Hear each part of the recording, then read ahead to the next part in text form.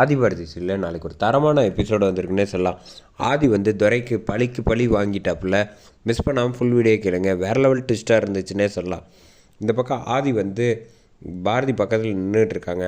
அந்த சமயத்தில் வந்து அதிகாரிங்க எல்லோரும் சொல்கிறாங்க, உங்கள் மாப்பிள்ளை கூடி சீக்கிரம் கண்டுபிடிச்சிருவேன், உங்கள் மேலே தான் எனக்கு லைட்டாக சந்தேகம் இருக்குது அப்படின்னு சொல்லிட்டு அங்கேருந்து கிளம்புறாங்க. கிளம்புன வேகத்துக்கு ஆதிக்கிட்ட வந்து ஸ்வேதா பேசுகிறாங்க. ஆமாம், எனக்கு நல்லாவே தெரியும், துரையை நீங்கள் தான் ஏதோ ஒன்று பண்ணிட்டீங்க, என்ன பண்ணீங்க சொல்லுங்கள் அப்படின்னோடனே, இங்கே பாரு, உன் புருஷனை காணுன்னா நீ தான் தேடணும். என் பொண்ணை வந்து நான் தேடி கண்டுபிடிக்கிறப்போ உங்ககிட்ட கேட்டேன், அப்போ நீங்கள் என்ன செஞ்சீங்களோ அதே தான் அப்படின்னு சொன்னோன்னே, என்ன அப்படின்னு, போய் நான் தேடினேன்ல, காராக போய் தேடுங்க, இந்த உலகத்தில் நிறைய கார்கள் இருக்கும் அப்படின்னு ஆதி மாஸ் பண்ணிட்டு அங்கேருந்து போகிறாங்க. உடனே பாரதி வந்து பார்க்குறாங்க.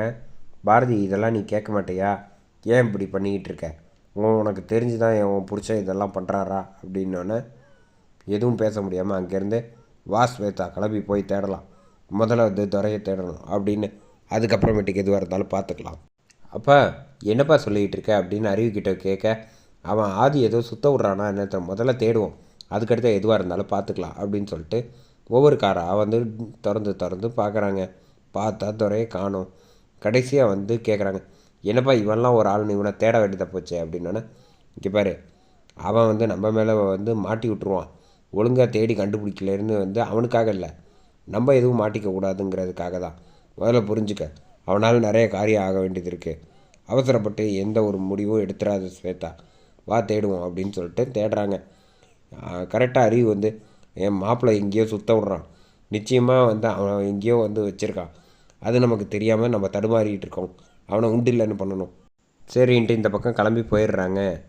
அந்த சமயத்தில் தான் ஒரு கார் வந்துட்டுருக்கு. கார் வந்துட்டுருக்கப்ப டக்குன்னு நிப்பாட்டுறாங்க அதிகாரிகள் எல்லாம். கறந்து டிக்கியை பார்க்குறாங்க. பார்த்தா அதுக்குள்ளே துரை இருக்காப்புல. என்னடா இது அப்படின்னு தண்ணி தெளித்து பார்க்குறாங்க. நம்ம ஆள் வந்து அசையவே இல்லை. கரெக்டாக ஆதி வந்து ஏதோ ஒரு பயங்கரமாக ஒரு மாஸ்டர் பிளான் பண்ணியிருக்காருன்னு மட்டும் அந்த இடத்துல புரியுது. தண்ணி எடுத்து தெளித்து பார்க்குறாங்க. நம்ம ஆள் அசரலை. போட்டு உழுன்னு உழுக்கிறாங்க. என்னடான்னு அந்த டிரைவரை போட்டு அடிக்கிறாங்க. அந்த சமயத்தில் தான் வந்து டக்குன்னு வந்து துரை வந்து முடிக்கிறாங்க. முழிச்சோடனே தண்ணியை கொடுத்து உட்கார வச்சு, என்ன நடந்துச்சு சொல்லு அப்படிங்கிறாங்க. எதுவும் பேச முடியாமல் முழிச்சிக்கிட்டு இருக்காங்க துரை. அதுக்கப்புறமேட்டுக்கு இவர் மேலே சந்தேகமாக இருக்க, பார்க்குற பார்வையை சரியில்லைன்னொன்னே, சார் இவங்க நீயே சார் தப்பாக புரிஞ்சுக்கிறீங்க, என் பார்வையே எப்போதுமே அப்படி தான், நான் கொஞ்சம் பதட்டத்தில் இருக்கேன் அப்படின்னோடனே, சரி என்னடா இருந்துச்சு சொல்லு. ஒரு செகண்ட் ஃப்ளாஷ்பேக்கில் யோசிச்சு பார்க்குறாங்க. ஆதி வந்து விட்டு வெளுன்னு வெளுத்து எடுத்துகிட்டு என்ன பண்ணனாலும் தன்னோட மகளுக்கு அதே மாதிரியே வந்து ஒரு மாஸ் பண்ணிட்டாப்புல அந்த சீனில். இதை சொன்னால் யாரும் நம்ப மாட்டாங்க.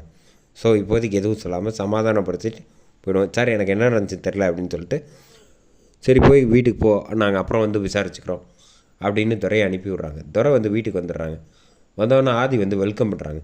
வாங்க என்ன பண்ணுறீங்க அப்படின்னு சொல்கிறப்ப, அதே மாதிரியே தமிழை வந்து ஒம்புழுத்த மாதிரியே இந்த பக்கம் ஆதி வந்து கரெக்டாக துரையை ஒம்புழுக்கிறாங்க. மொத்த குடும்பத்துக்கு முன்னாடி நடந்துச்சு. எதுவுமே கண்டுபிடிக்க முடியலங்கிறிய, ஓ தெரியலையா, பதில் சொல்ல தடுமாறுறியா, சரி என் பொண்ணு சின்ன பொண்ணு, அவளே வந்து தைரியமாக பதில் பேசும்போது உனக்கு என்னடா துரை, எதுவாக இருந்தாலும் உண்மையை சொல்லு அப்படிங்கிறப்ப, எதுவும் கிடையாது சார், எனக்கு என்ன நடந்துச்சுன்னு தெரியல அப்படின்னு சொல்லி சமாளித்ததுக்கப்புறம் அவர் வந்து கிளம்பி போகிறாங்க. போனதுக்கப்புறம் துரைக்கிட்ட வந்து பேசுகிறாங்க.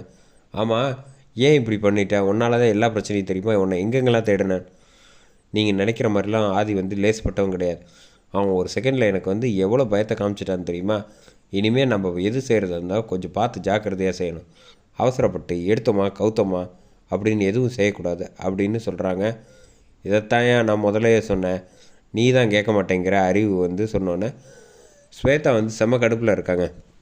இவனை வச்சுட்டு என்னப்பா பண்ணுறது அப்படின்னு கேட்க, வேண்டாம் நான் ஒன்று சொல்லட்டுமா அப்படின்னு, சொல்லுப்பா அப்படின்னோடனே, ஆல்ரெடி 23 ஏக்கர் வாங்கி வச்சுருக்கேன் என் பேரில், அதை எடுத்து உன் பேர்லேயும் மாப்பிள்ளை பேர்லேயும் எழுதி தரேன், கூட அப்படியே உன் அம்மாவையும் அழைச்சிட்டு போயிட்டு ஏற்காட்டில் போய் அங்கே செட்டில் ஆகிடு சரிங்களா அப்படின்னோடனே, என்ன விளாட்றீங்களா அப்படின்னோடனே, பின்ன என்னம்மா இப்படி வந்து கொஞ்சம் கூட புத்திசாலித்தனமாக இல்லாமல் நம்மளே வலுக்கட்டாயமாக மாட்டிக்கிறோம், ஆதிக்கிட்ட பார்த்து உஷாராக எதுவாக இருந்தால் செய்யணுங்கிறாங்க.